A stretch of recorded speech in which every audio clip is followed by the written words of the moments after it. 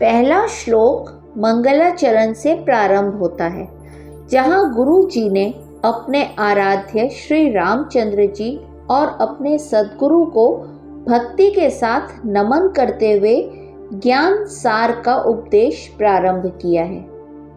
फिर हमने देखा कि बद्ध जीव किसे कहते हैं और वह संसार में हमेशा दुखी क्यों रहता है। उसके बाद हमने मुमुक्षु व्यक्ति के स्वभाव के बारे में जाना।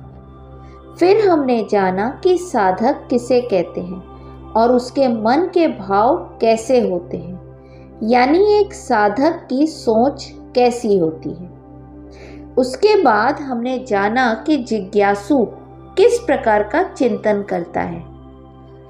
फिर हमने जाना कि जिज्ञासु किस प्रकार एक उत्तम शिष्य बनता है, अर्थात उत्तम शिष्य में कौन कौन से गुण होने चाहिए। उसके बाद हमने गुरु वचनों द्वारा ये जाना कि आत्म स्वरूप को समझने के लिए कैसे विचार करना चाहिए। फिर हमने जाना कि एक परमार्थदर्शी किस प्रकार विचार करता है, क्या सोचता है। उसके बाद के श्लोक में परमार्थदर्शी के विचारों को और भी स्पष्ट रूप से बताया गया। फिर हमने अज्ञानी, विवेकी और ज्ञानी में क्या अंतर है वो जाना।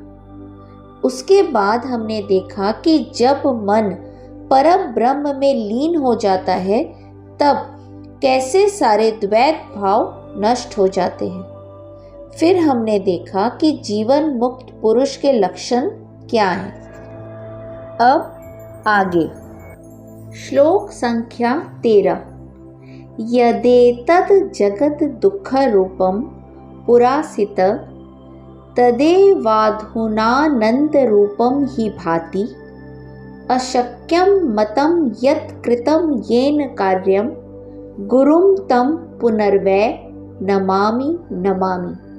अर्थात शिष्य अपने विलक्षण अनुभव के बारे में कहता है कि जगत पहले मुझे दुख रूप लगता था, लेकिन अब उसी जगत में मुझे आनंद का अनुभव होता है।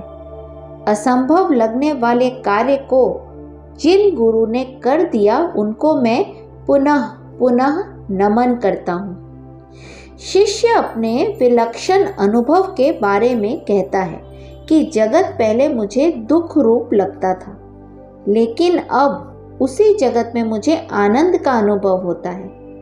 ऐसा लगता है मानो गुरु के किसी चमत्कार से वही दुख रूपी जगत अब आनंद रूप हो गया है।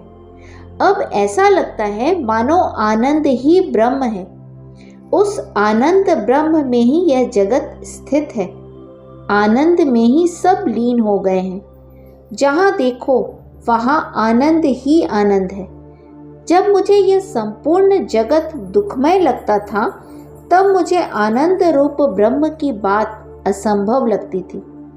जिस कार्य को मैंने बिल्कुल असंभव मान लिया था, उस असंभव कार्य को जिस गुरु ने संभव कर दिया, ऐसे गुरु को पुनः पुनः नमस्कार है। जिस गुरु ने जीवन को आनंद से भर दिया, उस गुरु को पुनः नमस्कार है।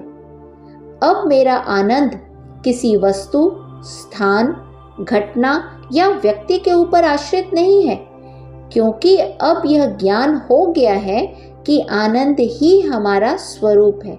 हम स्वयं ही आनंद के स्रोत हैं। अगले श्लोक में यह बताया जाएगा कि ज्ञान हो जाने के उपरांत जगत के प्रति शिष्य की दृष्टि किस तरह बदल जाती है। श्लोक संख्या 14। अहो सदेकत्व विलोकनेन विभेद भावस्य कलो विनष्टः स्वस्मान्न पश्याम्यणुमात्र मन्यद महाद्भुतः किन्नु सदात्म भावः।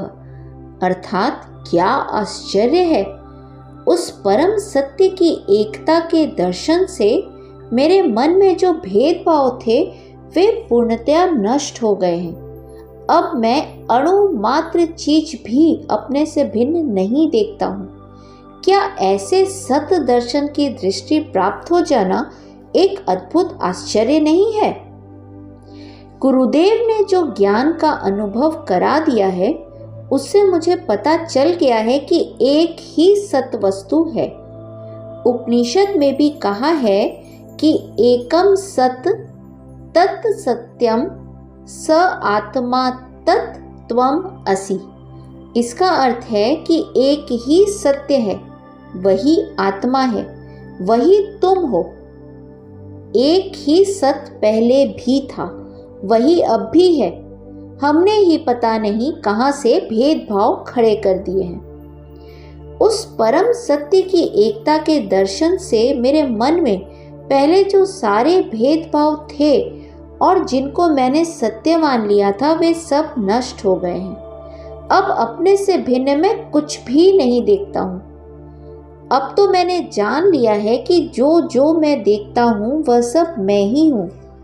स्वप्न में हम जो कुछ भी देखते हैं, वह चाहे घास हो या पत्ती, वह अपने से अलग नहीं दिखाई देती। जो जो मैं देखता हूँ वह मेरी ही सृष्टि है, मैंने ही उसको अपनी दृष्टि से उत्पन्न किया है, तो फिर वह मुझसे भिन्न कैसे हुआ? इन सब सूक्ष्म विषयों का आनंद तो अनुभव के द्वारा ही हो सकता है। संत ज्ञानेश्वर महाराज कहते हैं कि ब्रह्म जो है वह इतना शुद्ध है कि ब्रह्म शब्द ने भी उसका स्पर्श नहीं किया है। इसको अगर आप जानने जाएंगे तो आप स्वयं उसी को प्राप्त हो जाएंगे।